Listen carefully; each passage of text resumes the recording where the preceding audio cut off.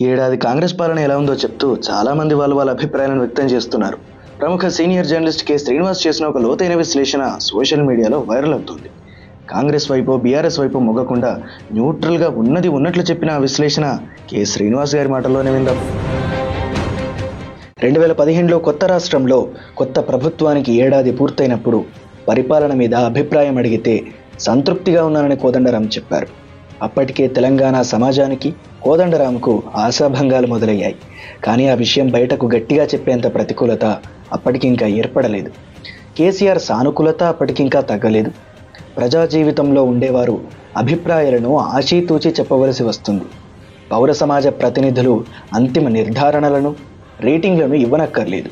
కానీ మంచి చెడ్డలను అంశాల వారీగా ఏ దశలో అయినా కరాఖండిగా చెప్పడమే మంచిది. 2023లో కొత్త ప్రభుత్వం ఏర్పడినప్పుడు రేవంత్ సారథ్యం పరిమితుల మీద సానుభూతి ఉండింది. అందుకే అప్పుడు నేను సందర్భం కాలంలో రాసిన ఆత్మవంచన మాని ఆత్మవిమర్శ చేసుకోండి అనే వ్యాసంలో రేవంత్ కిరీటంలో రత్నాలు వజ్రాల కంటే ముల్లే ఎక్కువ, బోటాబోటీ మెజారిటీ, పోటీదారులతో పోరు, 10 ఏళ్ల ఆశాభంగాల తర్వాత ఇక నిరీక్షించలేని ప్రజలు, అనేక ఓటముల మధ్య ఆలంబన కోరుకునే అధినాయకత్వం, కాచు కూర్చున్న ప్రధాన ప్రతిపక్షం, చిన్న సంఖ్య అయినా చిరాకు పెట్టగల మూడో పార్టీ, ఆదాయాలకు అవసరాలకు నడుమ చేయవలసిన కత్తి మీద సాము, దృశ్యం సామాన్యంగా లేదు అని చెప్పడం జరిగింది.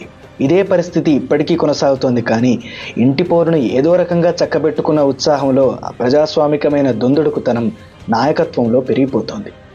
కాంగ్రెస్ ప్రభుత్వం ఏర్పడి సంవత్సరమైంది. ఏదో సాధించామని జబ్బలు తెరుచుకోవాల్సింది ఏమీ లేదు. కేసీఆర్ ప్రభుత్వం మీద వ్యతిరేకతతో గెలిచారు.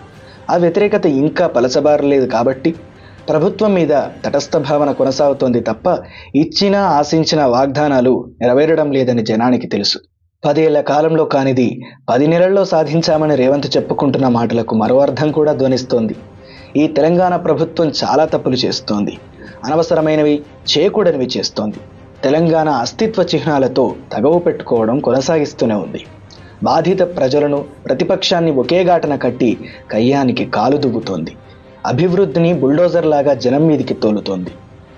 ఇచ్చిన 6 హామీలకే దిక్కులేకపోతే 7వ వాగ్దానం పరిస్థితి ఏం చెప్పగలం? తెలంగాణలో కొత్త ప్రభుత్వం ఏర్పడడానికి నైతిక సహాయం చేసిన పౌర సమాజం మిత్రసమ్మితంగా అయినా హెచ్చరికలు చేయకపోతే ఈ ప్రభుత్వం తన గౌరవాన్ని కోల్పోతుంది. బీజేపీ ప్రమాదం, బీఆర్ఎస్ దుష్పరిపాలన, ఈ రెంటి కారణంగా కాంగ్రెస్ వెంట ఉండవలసిన అనివార్యత ప్రజాస్వామికవాదులకు రాను రాను ఒక గుదిబండగా తయారవుతోంది. ఎంత కాదన్నా బీఆర్ఎస్ పాలనలో కంటే ప్రజారంగంలో సాపేక్షంగా ఇప్పుడు కొంత వెసులుబాటు వాతావరణం కనిపిస్తోంది. కాబట్టి ప్రభుత్వానికి హితవులు చెప్పడానికి విశ్వసనీయ శక్తులు వెనకాడకూడదు. వినకపోతే ప్రజలు చూసుకుంటారు. చెప్పంగా వినకపోతే చెడంగా చూస్తాం కదా. ఓటు వేసి ప్రభుత్వాన్ని మార్చడంతోనే ప్రజల పాత్ర ముగిసిపోకూడదు. నిరంతరం అధికార యంత్రాంగంతో, రాజకీయ వ్యవస్థతో విమర్శనాత్మక సంబంధంతో మెలగాలి.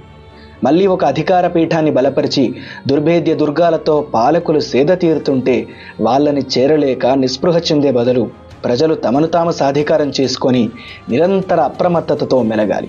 అనుక్షణ ప్రతిపక్షం కానక్కర్లేదు, కానీ ఎవరికీ అధికారాన్ని సొంత జాగీరులాగా రాసివనక్కర్లేదు.